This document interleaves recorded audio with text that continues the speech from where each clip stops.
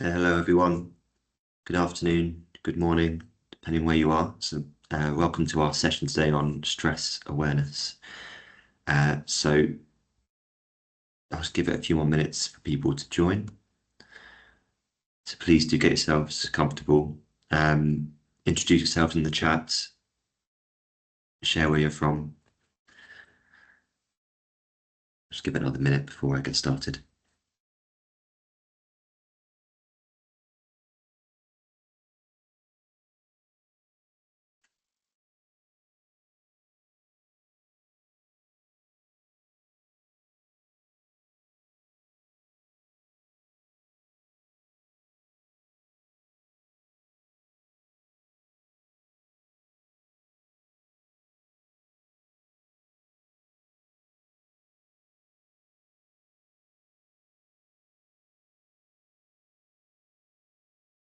See a few of you sharing where you're from in the chat. Thank you. So, hi, Karen. Hi, Dory. Hope you're both doing okay.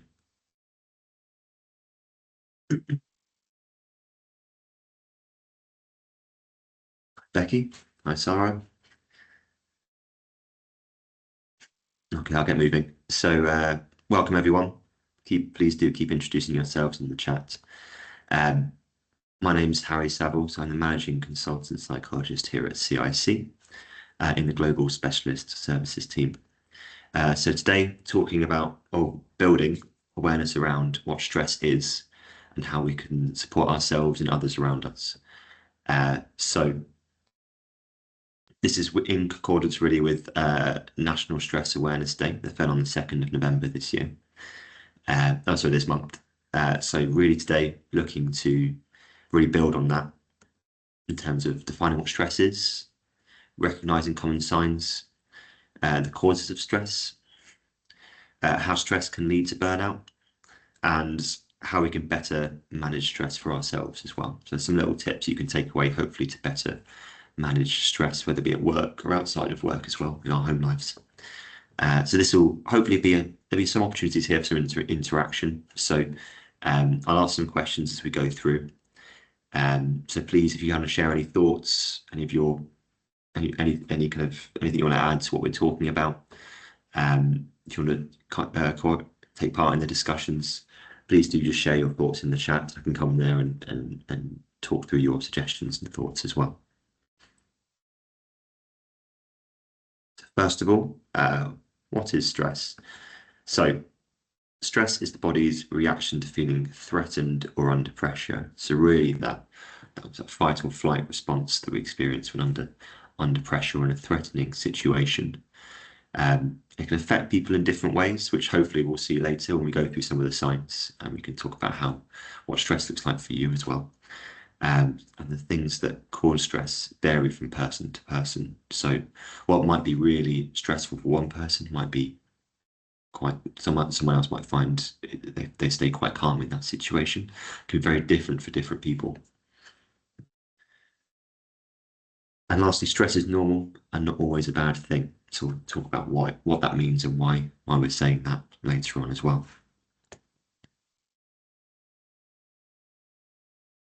So a bit about anxiety, stress, and the brain, what those differences are. And what's actually happening in the brain.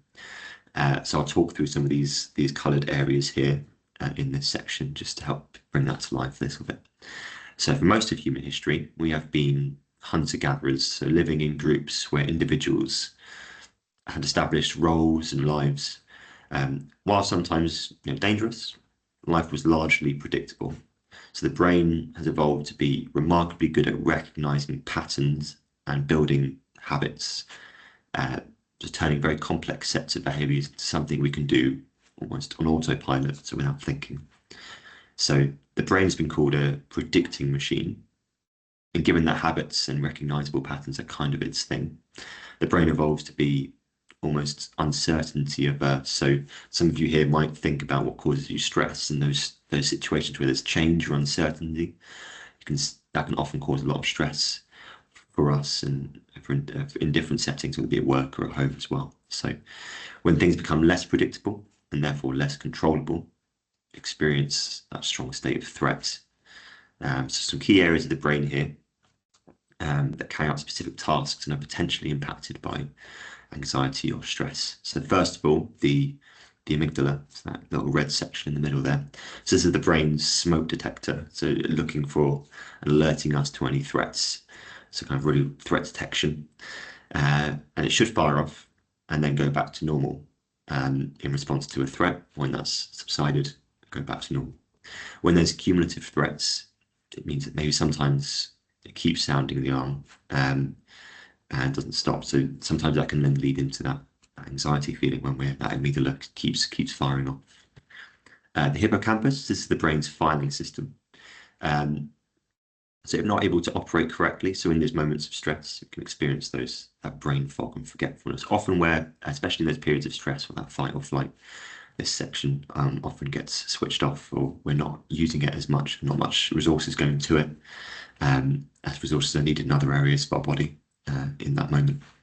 And lastly, the prefrontal cortex. So this area is involved in regulating that amygdala and processing emotions.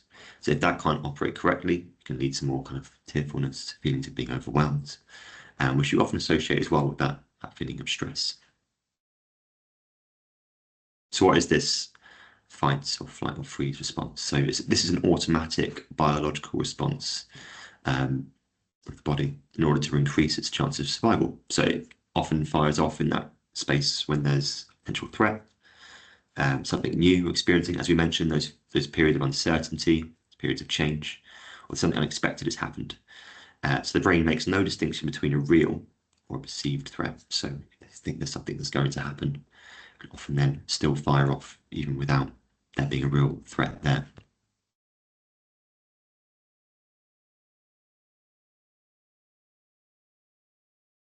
So here are some of the first signs of stress. So first of all, that kind of lack of concentration. So linking with that prefrontal cortex, we're struggling to focus clearly or think clearly, struggling to get going, maybe more irritable. So thinking again with that link to emotion regulation, is someone feeling a bit more irritable. There's also some kind of physical challenges or symptoms we might see, such as sleep disturbance, digestive issues, headaches, chronic fatigue, reluctance to take breaks, especially in situations where people feel they have to keep working through, maybe especially in periods of work, we feel overworked or feel we need to come get something finished. We might be reluctant to take breaks, we feel like we need to get something finished. I think with anyone though, any signs of stress or any mental health challenges, kind of any significant change in behaviour is something to watch out for, or withdrawing from social support. Often we might isolate ourselves as almost like a way of avoiding situations as well. What else might you notice in your colleagues, friends, and family members? Is there any other kind of signs you might notice when someone's under those extreme periods of stress? So Sarah's mentioned here, so reluctance to take breaks is interesting. Yeah, definitely. It's kind of opposite of what you might suspect, I suppose, in terms of what you think was a healthy coping mechanism, isn't it? I think we'd expect when you have that in that stress cycle, be feeling overworked, overwhelmed. Sometimes we want to avoid those situations or really look after ourselves and make time for that self-care. Often in those situations, people can feel have to work through. They can't leave it. Maybe because of the significance associated with what they need to work through, they feel that they can't move away from it. Difficulty in decision making, absolutely. So then linking with that prefrontal cortex and overreacting, getting emotional, linking with the emotional regulation. Maybe emotions more heightened, absolutely. Lack of patience, yeah, maybe linking with that irritability again. Aggression, volatility, yeah, same there, same sort of reactions you might see. Comfort eating, absolutely. Those kind of unhealthy coping mechanisms people might have. We'll come to that later as well. So it's good you've mentioned that. People can turn to those unhelpful coping mechanisms to help with those signs of stress or any mental health challenges. So comfort eating is a big one. And Dot's mentioned comfort eating as well. In my case, too many biscuits. Yeah, we all have maybe a weakness to something, especially with comfort eating.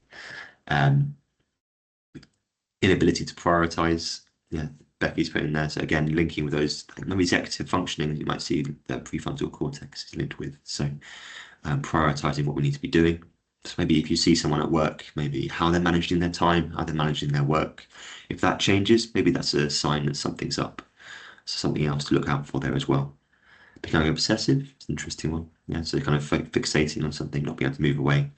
Something we call with anxiety, kind of ruminating on particular thoughts. Um, Someone mentioned here, a former boss used to slam things onto his desk and be extra noisy. It's kind of feeling a bit more out of control, maybe, and less controlling their movements and actions. It's an interesting one. Yeah, same thoughts going round and round. Karen mentioned there. Yeah, that really is the definition of that rumination of thoughts, where our mind kind of goes round and round on a thought, goes through those what ifs, what if this happens, really going down the rabbit hole, I like to call it, and kind of going into hypotheticals maybe aren't happening or overthinking things. I'm sure that's happened to a lot of us here. I know that's happened to me, where something's on your mind and you really overthink something. Um, Peter's mentioned getting fidgety and getting stressed, having to keep busy. Yeah, so kind of what it does to your body and physically feeling more fidgety. That really resonates with something I'm going to talk about in the upcoming slides as well. So thinking about those physical responses, so bear that in mind for later as well. Good one from Claire here. So changes in physical appearance, something we mentioned kind of the first signs of mental health challenges in general, not just stress. So if you see kind of changes to any behavior, but also physical appearance in terms of personal care, are people neglecting that personal care, that self-care, similar to what Karen's mentioned, their sleep issues. So are we neglecting those little things that really help us stay on top of our mental health? Yeah, excellent points here, everyone. So thank you for sharing those. Just linking to what we were just talking about before, then those physical responses. Here are some typical stress responses we see physically, and the reason for that is if you think back to that picture we saw with the brain and the amygdala, prefrontal cortex, in that fight or flight moment, our body is really pushing all its resources to the areas of the body where it feels like the blood is needed most. So in face of threat. So you're thinking back to our hunter-gatherer days, our caveman days, a perceived threat might be a predator or something, or something that might cause a reason why we need to run from a situation or fight in a situation. So a lot of blood pushed to our limbs, for example, for us to be able to move faster. So we'll be able to get away from a situation. So someone mentioned in the chat fidgeting. So maybe feeling kind of more energy in our limbs. People might experience kind of the restless legs or kind of trembling or jelly-like legs. Because of this, there's less blood in other areas. We might not think as clearly. Of unable to form memories as well. Might experience that nauseous feeling. So we call it butterflies in the stomach. I know I get that a lot. Where because our digestive system isn't functioning as it should do normally because there's less blood in that area. Do any of these resonate with any of you? It'd be good to hear what resonates with you guys in the chat. I know for myself, definitely experienced those heart palpitations. I've definitely been in some situations where I've sat down and my Fitbit's told me if I'm running when I'm not. So that's definitely something that I've experienced. Peter's got that as well. I definitely get that nausea, kind of butterflies in the stomach. Definitely sleep disturbance. I think definitely in the build up to something important might really affects my sleep in the days before. Anyone else got anything here? Heart racing, yeah. Redness on the neck. Yes, like flushes. That's an interesting one. Yeah, definitely good one there. Feeling like I cannot breathe, like kind of breathlessness. So not just heart racing, palpitations, maybe almost like panic as well, isn't it? Kind of tightness in the chest. Sometimes people feel. Yeah. Anyone else? Self-doubt as well. It's the kind of the cognitive side. Yeah, absolutely. It's kind of thinking through a situation as well. Anything else in this list? Anyone experience? Sometimes lightheadedness. I know sometimes I might get headaches as well, especially after a long period of stress. It's been a very long day, kind of that tension in your head as well. Nervous cough, Christopher's mentioned here. Eye twitch, yeah, maybe similar to the vision side as well. Yeah, it's kind of how it affects muscles there as well. Waking up at night, heart racing, breathlessness. Yeah, exactly. So kind of combination of things there Karen's mentioned. So sleep disturbance, but also how it links kind of heart palpitations in the middle of the night as well, breathlessness as well. Muscle tension is something I've heard a lot. So it shows how linked our brain and body is as well. Think about in that period of tension or stress we experience in our minds, how that can lead to people experiencing muscle tension, shoulder and neck issues. Here people have like or shoulder pain during busy periods. And sometimes it's just the tension of the situations. So yeah, absolutely, it's a big one. I was waiting for someone to say that one. So I mentioned here, so the bad mood as well, so linked to that, yeah, that irritability we spoke about earlier. Yeah, so a lot of good points there. So few things here to look out for as well. If you think about with yourself or your colleagues, if you start thinking about what to look out for in yourself, what might be signs of stress, things to know to start making, kind of taking that time for yourself, that self-care to recuperate, but also in your colleagues or your family. If you look at things like this that we've spoken about here, if you start seeing these behaviors or these symptoms, you know, maybe stress is a cause of that. So you can start looking out for that in the future. So potential causes of stress. What do you guys think about potential causes before I share them? Anyone want to share what they think the potential causes of stress might be in the chat?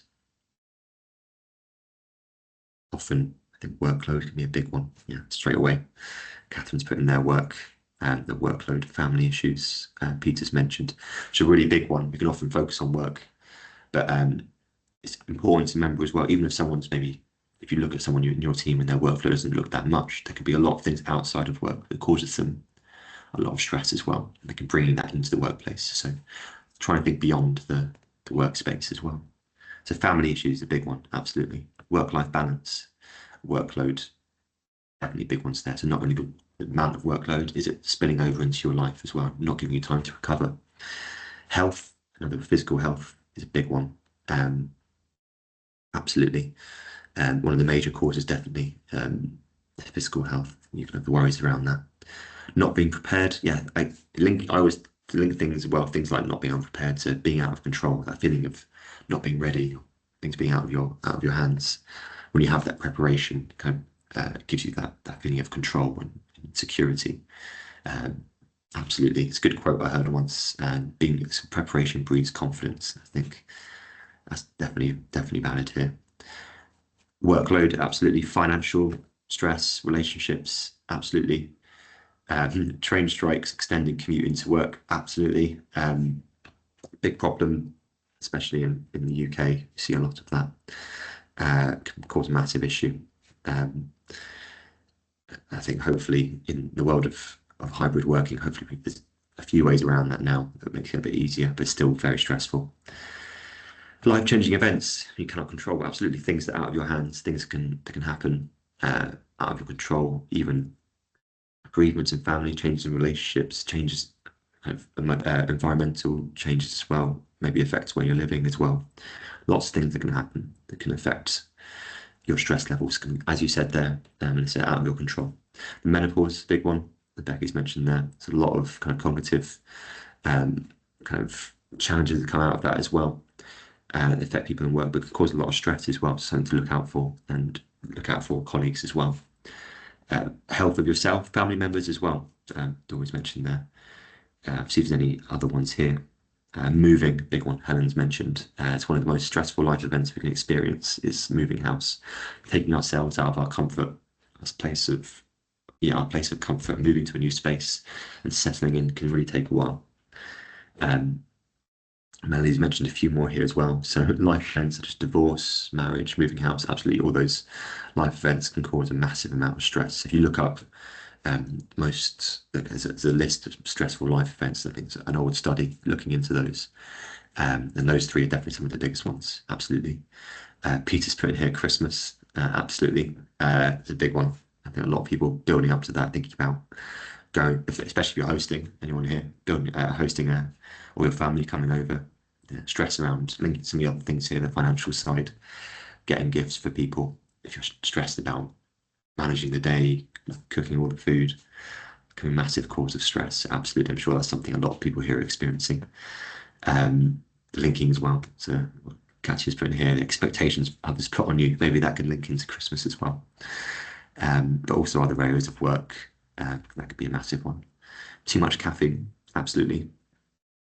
Noisy neighbours, yeah, so something that might feel a bit out of control as well, especially if they don't change their behaviours. Absolutely. So thank you everyone for sharing those. See what we've got on the list. See if there's any more. Be added. Feeling under pressure, facing big changes in your life. I think we've already mentioned those. A lot of you mentioned that in the chat. Worrying about something. Don't have much or any control over the outcome of the situation. As we said, that feeling out of control, that helplessness. Having responsibilities that you find overwhelming. I think Katy just mentioned there, a lot of kind of expectations on yourself from others. Other areas, experiencing discrimination, hate, or abuse can cause a lot of stress, anxiety. Periods of uncertainty. We talk to a lot of people, maybe going through periods of change. Even changing offices. I'm sure a lot of people here have experienced that, maybe moving from an office to hybrid working from home to going back to the office. There's a lot of kind of changes in the recent years in the workspace that can cause a lot of uncertainty and stress for people. I really like the stress curve as well, to think about where stress can come from. It links really well into our next point around burnout as well, kind of differences between the two. This is in the inverted U stress curve. There's so different ways that people can kind of feel, I guess, stressed or kind of lack motivation as well. So stress really comes when we have that kind of feeling of anxiety, overwhelm in the red section, with too many demands, there's too much going on. I feel out of our hands and out of our control to manage. But where we want people is kind of a little bit of stress can be really helpful. I'm sure a lot of you can experience that, where sometimes when you haven't got much going on at work or at home, sometimes you feel kind of like less motivated or less kind of switched on. Whereas a little bit of stress can sometimes prove really helpful for our performance and help us feel stretched and challenged as well. So you want to be in that sweet spot. But with burnout, I guess where the difference is, it's not just that overworked and overwhelmed feeling and exhaustion. It can sometimes be that green section where we feel kind of underutilized, we lack that motivation, don't feel fulfilled as well. So in what we're doing anymore. So that could be either end of that list. So what is burnout? I'm sure it's a term you've heard being used more and more frequently in recent years. By definition, it's a state of complete mental, physical, and emotional exhaustion. So the World Health Organization describes burnout as an occupational phenomenon. So it's not classified as a medical condition, instead results from chronic workplace stress that has not been successfully managed. But there's a few other areas where we can see burnout occurring. So the key components here are the physical, emotional exhaustion, similar to that red section of the curve we saw earlier. Depersonalization, so you feel disconnected to the values. You get into cynicism from what the objectives are, or the values are of what you're doing within the workplace. Maybe reduced personal accomplishment as well, so we feel ineffective or lack of accomplishment under challenged. Some of the causes of burnout, again, similar to stress, workload, but over a long period, experiencing that stress over a long period. Perceived lack of control, so autonomy in our work. Autonomy is a massive factor in workplace well-being in general. So similar to what we talk about with stress in terms of how feeling out of control, things feeling uncertain can lead to that feeling of stress. That autonomy can help produce that in the workplace. Poor relationships, value mismatch, thinking about that cynicism and attachment. If we're not connected with people we work with or the values there, we can feel that cynicism. Additionally, lack of reward, recognition, lack of fairness. These are all factors that can impact on burnout.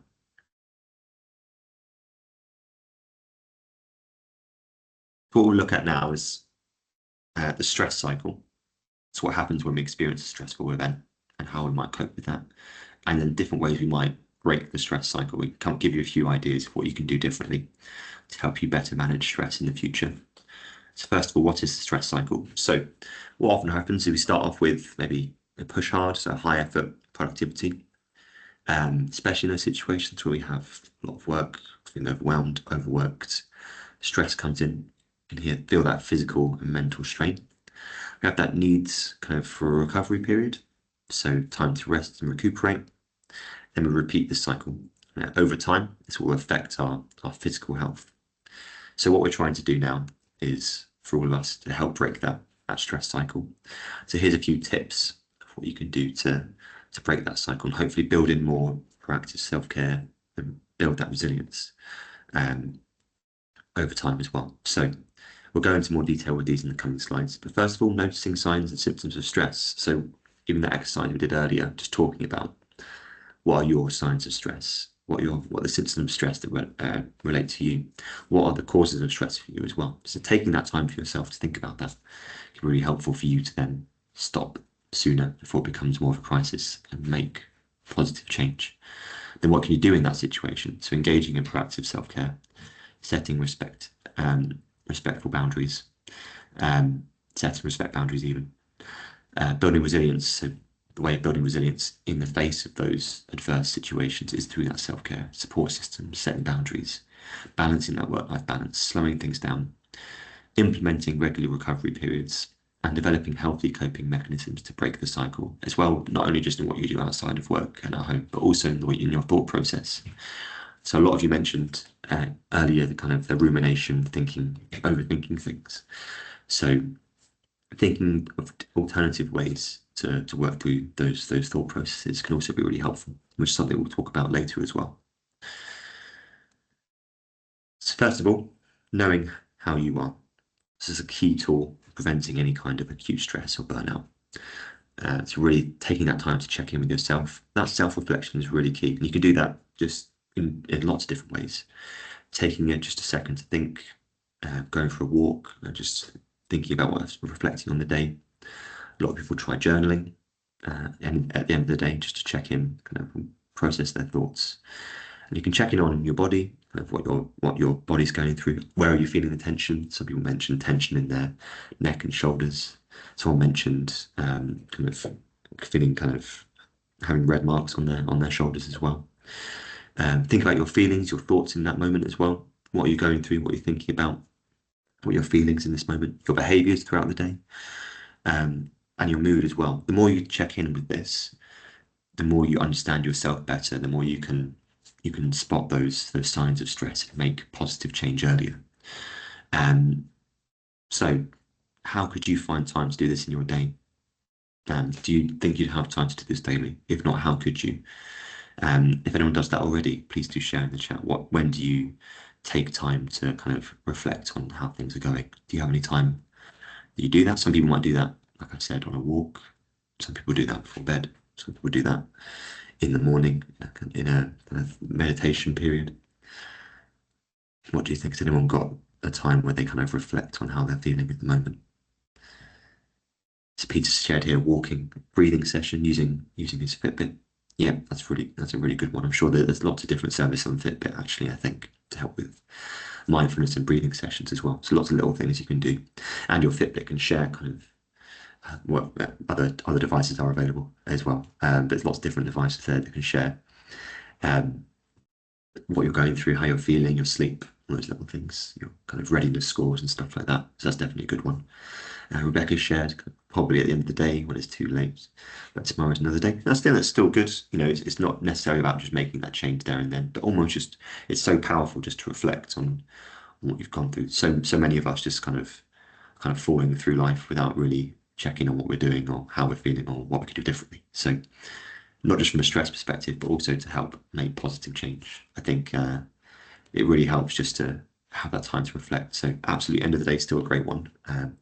Taking that time to sit down and think, what have I done today? How did I feel? What can I do differently next time? I think that's really good.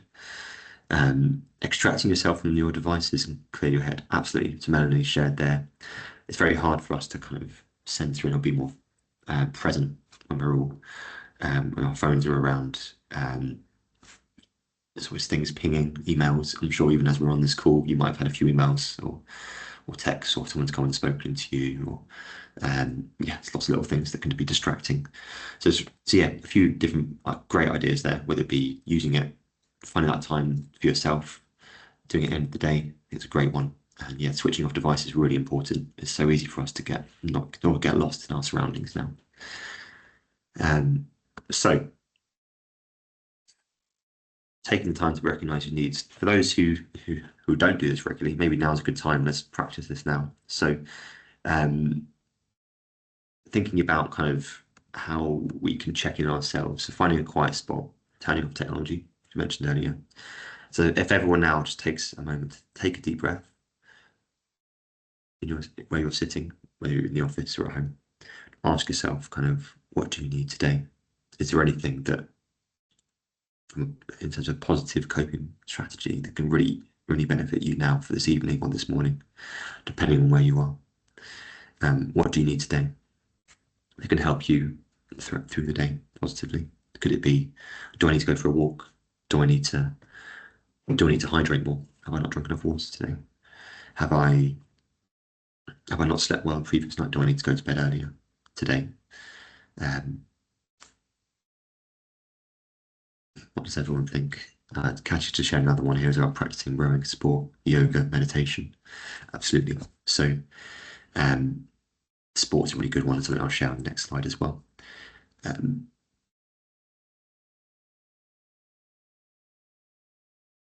The gym and exercise, absolutely. Melanie, you're very welcome. Thanks for the hydration reminder. Absolutely a massive contributor to low mood. Something I always forget about. So I've got a drink of water with me here. So to make sure I try and drink it, you might have noticed it's very full. So not done very well so far. But I'll try and drink at the end of the session.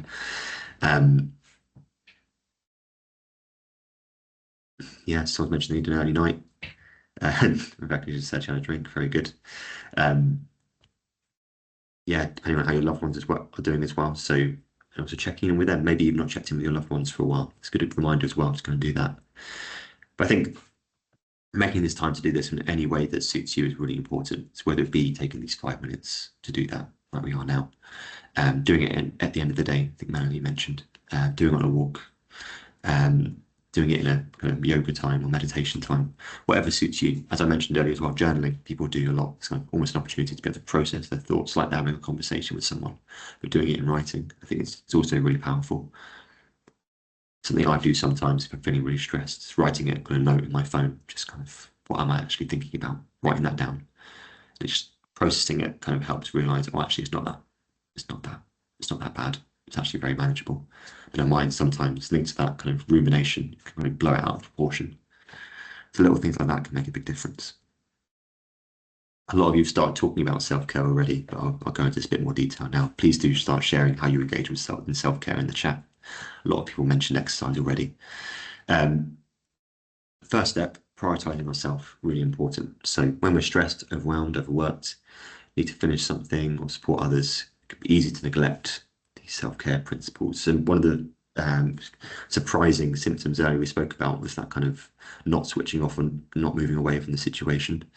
Often because we kind of forget to do that, and we can easily neglect the little things we need to look after ourselves.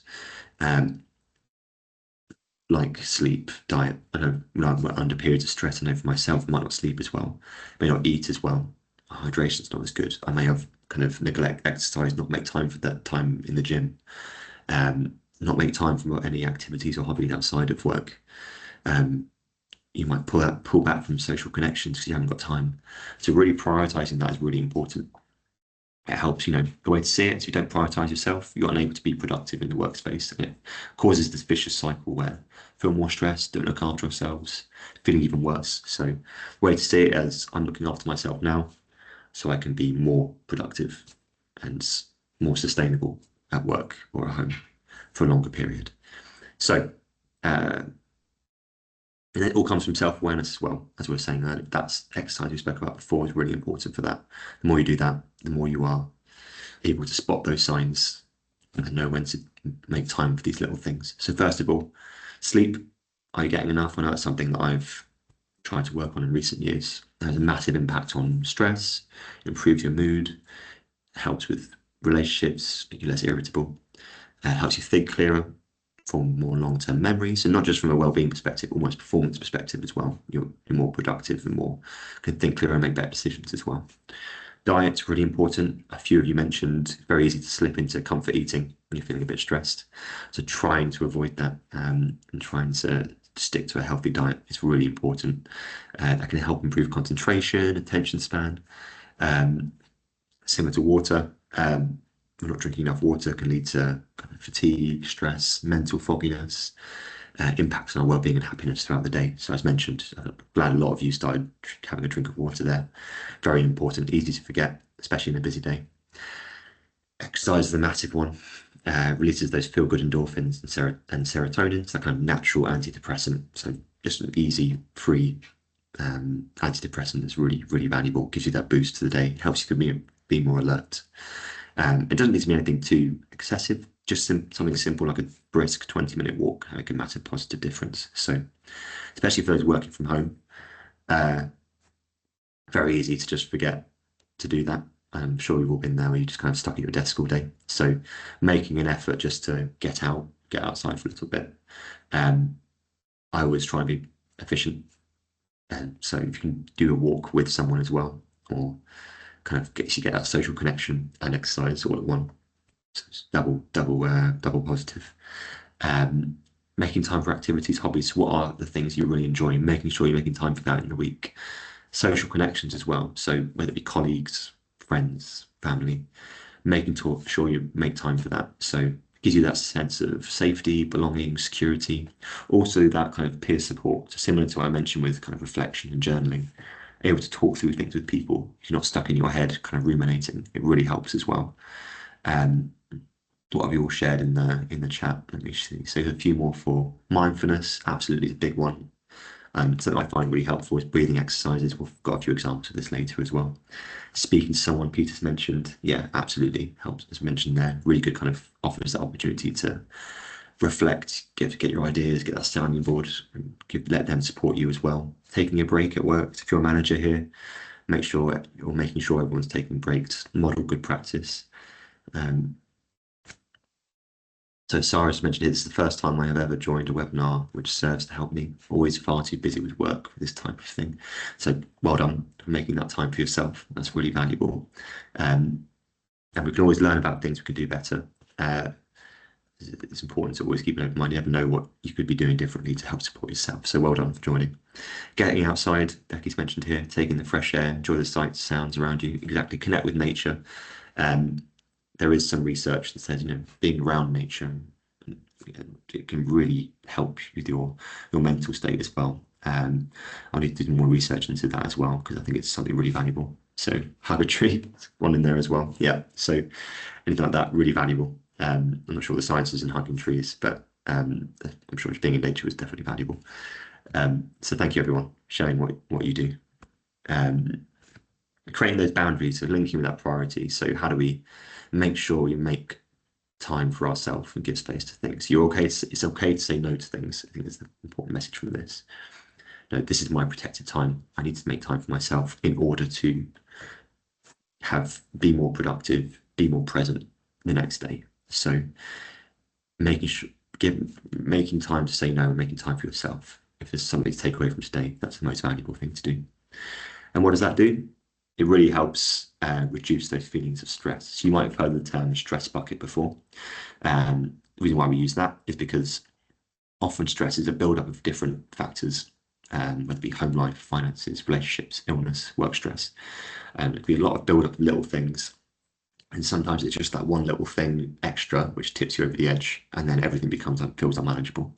So you might experience that where you have something at home that feels a bit overwhelming or makes you feel a bit out of the loop, and then suddenly you're at work and one extra task or something goes a bit wrong, and that feels really unmanageable. Whereas the previous day maybe it would have felt fine.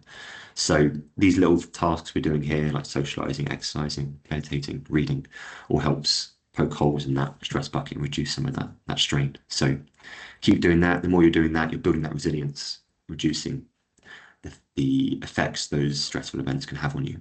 So it helps build those walls up, which is really good. A lot of you have mentioned socializing and the importance of that, and not doing it alone, really valuable. So talking to others, so important. Having real conversations about you, your life, your needs, wants, emotions, difficulties. Makes it easier. Well, first of all, helps you process what you're going through. Makes it easier for you to notice when things are changing or things are going differently. Also helps others around you understand you better. There's probably so many situations where people mask through their challenges and what they're going through. People just see someone smiling, they don't know what they're going through. So having those real conversations can help others connect with you and make sure you're okay as well. And make sure you know you're not alone. So reaching out to friends, family members, colleagues, professional support if you need that, knowing that you're not there on your own. There are people there to help you, including your EAP. So CiC is there as well, support with that.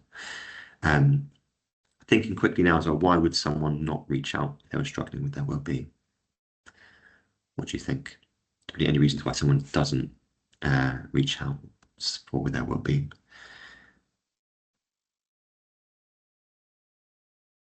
So this point in here, so knowing you need help is the first step. Sometimes people maybe don't know they need help in the first place. Maybe that's why. Shame, absolutely. There's that kind of psychological safety around this. People feel unsafe to talk about it or shameful. I did a session earlier this week on thinking about men's health. Similar reason, people might feel kind of social expectations to not talk about it. So to break through that and help create those environments people can talk is very important. Privacy, maybe people don't want to talk about that with certain people. They don't want to be a burden. Yeah, they don't want to show weakness, embarrassed, burden on others, showing weakness. Absolutely. So that feeling of like psychological safety, really important. So if people feel like they're in a safe space to talk about it and they're worried about how they're going to come across. Is there a stigma around talking about their feelings in the setting they're in? Knowing who you can trust, absolutely. I think there's another reason why it's really important to communicate with family, with friends, in a workspace that it's a trusted environment, that they won't be treated differently, and there's support there if needed. It can help people feel like, oh, actually, maybe it is safe to share here. Yeah, so a lot of you have shared those points, like fear of kind of recrimination. It might have a negative impact on their job. They might be trapped in a situation, absolutely have no idea how to manage it. So it'd be a good reason for them to reach out, but they're not sure how they can manage it or if anyone can help. That might be challenging. But I think it just shows that wanting to worry others, someone's mentioned there, not links with what a few of you have mentioned about not wanting to be a burden. Absolutely. But I think it shows the value, and for all of us to kind of express to others that no one's going to be a burden, they're not going to be treated differently. There's not going to be any judgment. And the more we can do that, the more we encourage people to talk, whether it be colleagues, family, friends. Sometimes you might be surprised. It's the one you suspect the least is the one who comes to you and talks to you. So it shows the power in creating that psychological safety around us. The little things we can do as well in kind of creating and building that our relationship, changing our relationship, improving our relationship with stress and anxiety. So those little periods you spoke about, that 5-10 minute quiet reflection, can help have a positive effect on our amygdala, processing our thoughts, what our worries are, what we can do differently. Kind of planning ahead helps reduce the kind of threat detection you might experience in your amygdalas. Another way of doing that is through breathing, so linking as well to kind of mindfulness meditation. So a lot of breathing exercise can be really valuable and build those, strengthen that in our brains to reduce that kind of threat detection. Why breathing? And breathing is something it sounds very obvious, but I think is very valuable skill, has a lot of positive impacts on our brain and our thoughts. So first of all, activates the parasympathetic nervous system. So deep breathing engages the parasympathetic nervous system, often referred to as the rest and digest system. This system helps to slow the heart rate, lower blood pressure, relax the muscles, collectively helps reduce the feelings of anxiety. So you can see it helps a lot of different areas in our bodies. And I think, again, for me, another reason why I like the breathing exercises that I said earlier, trying to be efficient. It's a way of kind of calming your mind, but also calming your body at the same time. Perfect. Regulates heart rate, blood pressure, so we mentioned before. Taking a slow, deep breaths helps regulate the heart rate, respiratory sinus, arrhythmia, which are indicators of well-functioning heart and lungs. Helps calm the body and mind. Improves emotion regulation. So the more you do this, the more you can better manage your emotions, less kind of reactive, less irritable. Helps you stay calm, think more clearly in stressful situations. Reduces the stress hormones, cortisol. So the deep breathing helps to lower what is released in those stressful situations, like cortisol, that chemical in our brain. So if we can reduce that stress hormone, reduce things of overall stress and anxiety as well. And lastly, enhances that mindfulness and present moment awareness. The more we focus on our breathing, brings us back to where we are now, instead of focusing on, I guess, the what ifs, what might happen, what if this happens, and stressing about things out of our control or things that are more hypothetical. Helps us be more in the moment. You might, some of this might resonate with you, where you're feeling a bit stressed or threatened in a situation. Maybe we're at home outside of work, kind of that threat detection hasn't switched off. So that trying to help to be more present, more mindful in the moment can help to reduce those feelings of stress and calm your mind as well. A little exercise here, something I personally do when I have tried breathing exercises, and it's something I found very useful. So a little exercise you can do is breathing in through the nose, count to 4, hold for 4 seconds, and breathing out for 4 seconds. Counting that 1, 2, 3, 4, then holding again, and just doing that on repeat. And you can set yourself a time, maybe 5 minutes, 10 minutes, 15 minutes. You might try and grow that over time. And if you try that for 5 minutes, maybe today or tomorrow, see how you feel afterwards. Make a note of how you felt before, maybe how you felt afterwards. But it really helps kind of help calm the mind and heart rate and your body as well. It's really valuable.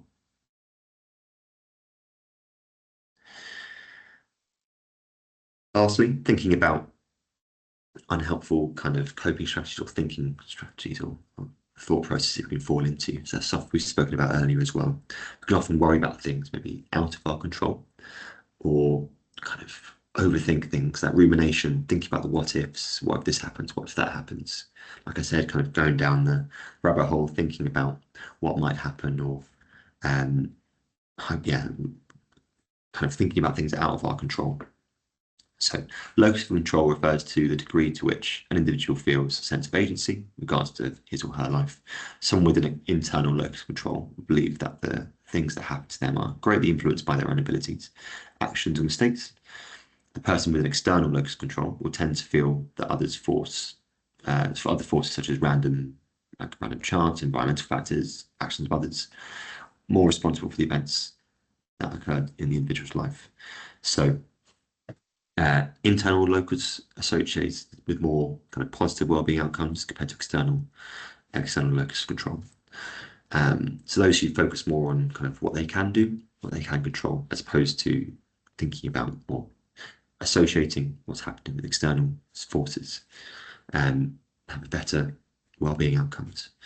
So how might we enhance our own internal locus control? Have a think about that. Please do share your thoughts in the chat as well. So it's important to switch your thinking to kind of focus on the parts of the problems that are within your control, and let go of the rest, including the reactions of others. So it may be helpful, for example, to make a list of all the possible courses of action, maybe brainstorming what you can do, making a list. I mentioned I find that useful. You can always think about what can I do in this situation? Is there anything I can do? If there's not, trying to forget about it. And trying to sort things into these circles. So these circles are called the Covey circles. You have what you control, what you can influence, and then what's a concern or out of your control. So focusing on what you can influence and control, spending less time on what you cannot control, allows your energy to be maintained. So this is something to try and focus on. And you can do this in different ways, like using these circles we've got here, putting things into different categories of control, things I can influence, things that are more just out of my control or concern. You can make a list of kind of talking through your challenges, thinking about what you can do about it, making a list of actions you can do and focusing on them. And this can help improve well-being as well, and helps you focus less on the what ifs and more on what you can do.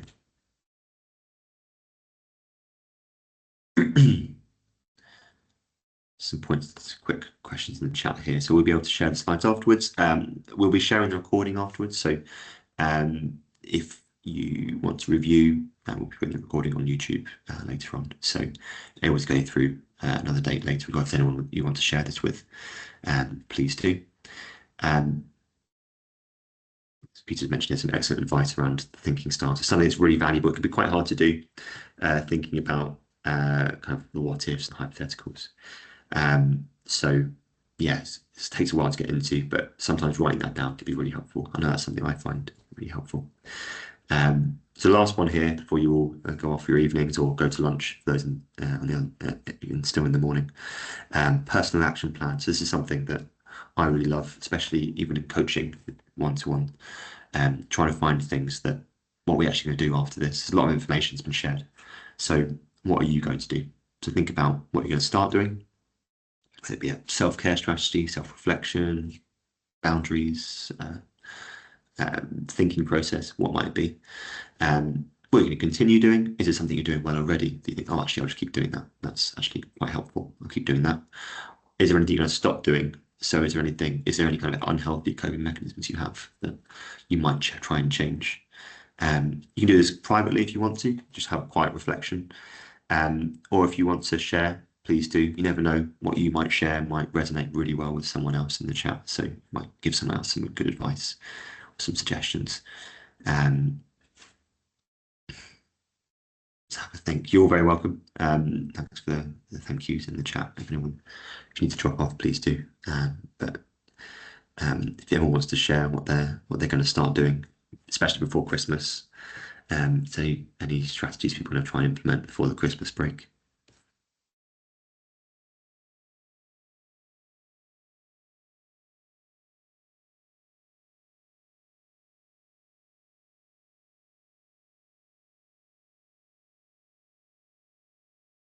Thank you, everyone. If anyone's got any questions as well, please feel free to ask.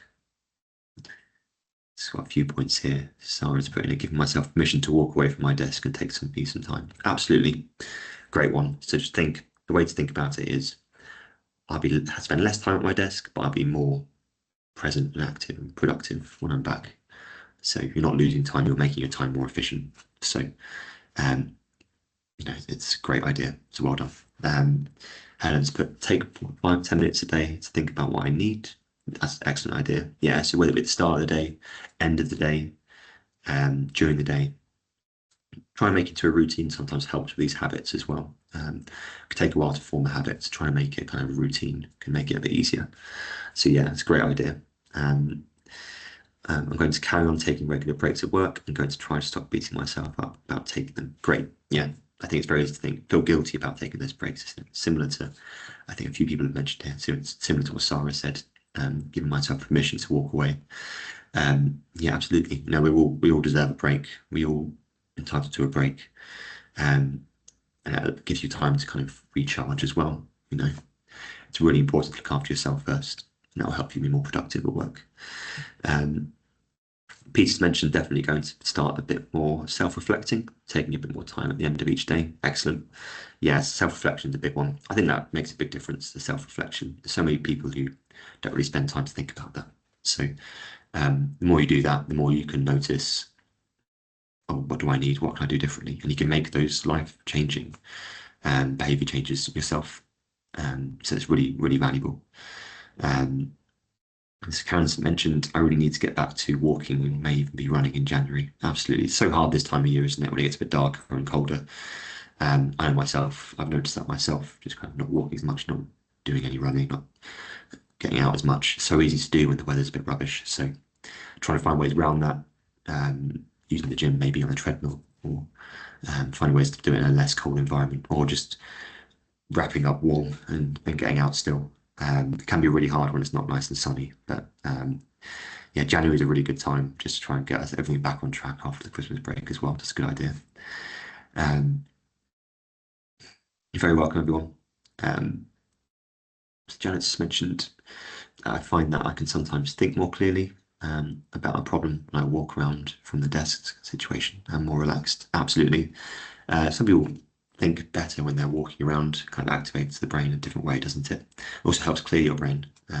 Sometimes we sit at the desk staring at a problem for a while. It's hard to see something that's staring right in front of you. So getting away, coming back with fresh eyes can really help. So yeah, it's a really good idea. Kind of doing that more consistently. And what you said there, some might resonate with someone else. They might start doing that as well to help think through a problem. Prioritizing self-care. that Evelyn's mentioned. Absolutely. Something we see with yeah, a lot of people try and look after other people before themselves and forgetting about themselves sometimes. So um, yeah, it's easy to see the challenges other people are having and give advice, and sometimes we miss the things going on with ourselves. So absolutely prioritizing self-care, having that self-reflection, think about what you need as well. Really important. Janet's put in try and fit in a walk every day. Um, First thing is good before it gets too hard to go out. Absolutely. More, I always feel that the longer the day goes on, the more there's excuses come in. There's always you start thinking, oh, it's dark now, or I'm tired, or I have to do this, I have to do that. If you get up and do it straight away, it's how I feel about going to the gym. If I don't do it in the morning, it gets to about 2 or 3, I start thinking, oh, I don't know, it's too dark now, I'm too tired, I've not eaten great, or too eaten too much or at lunch, and yeah, you just kind of leave it. It's absolutely a great idea. Getting it done in the morning sets you up for the day as well. A bit of exercise helps give you a bit of a lift mentally, almost like having a coffee to get you going, which is really good. Becky's put in reading more, and that's something I do as well. I do that before bed. It helps kind of settle you down as well. Um, so yeah, making time for that. It's always I find it quite meditative, really getting lost in a book. Kind of takes your mind off what's going on around you. So it's a really good idea. So making time for that, absolutely. I had a sim you mentioned, Becky's mentioned here, just finding time for that unless on holiday can be quite difficult. So yeah, making time for that can be quite challenging. I know for myself, going away from commuting as much, you've got to try and find time to do it at home. You've got to make that time in your schedule. So yeah, definitely try and have a think about when will I fit that into my day. Going out for a walk with my wife every lunchtime when we are working from home is a great idea for Peter. So mixing it up as well, you get a bit of time to talk together, especially if you're both working. You kind of don't necessarily have that time to talk. So having that time to talk, but also get a break together makes it more fun. I think we're doing it socially instead of just on your own. And Hazel's put in, so morning exercise class has been cancelled, so I need to find a replacement to start the day well. Yeah, so that can be really frustrating, can't it? We have something we normally do, and then the kind of routine gets shattered. So it can be quite hard to then, it can be very easy to drop that for that to just drop off and we don't replace it. So yeah, a bit of a little thought process to think, okay, what am I going to do now? What can I do instead? It's a great idea. So well done, Hazel. So thanks everyone. Like we said, we've got the recording, so we can share this on YouTube, our YouTube channel later. So I hope you have all a good evening, good morning. So for the last 3 minutes after we leave, just have a bit of extra thought. What else do I need? What else can I do differently? Um, and you can start trying to implement that for the next week or so before Christmas. So thank you, everyone.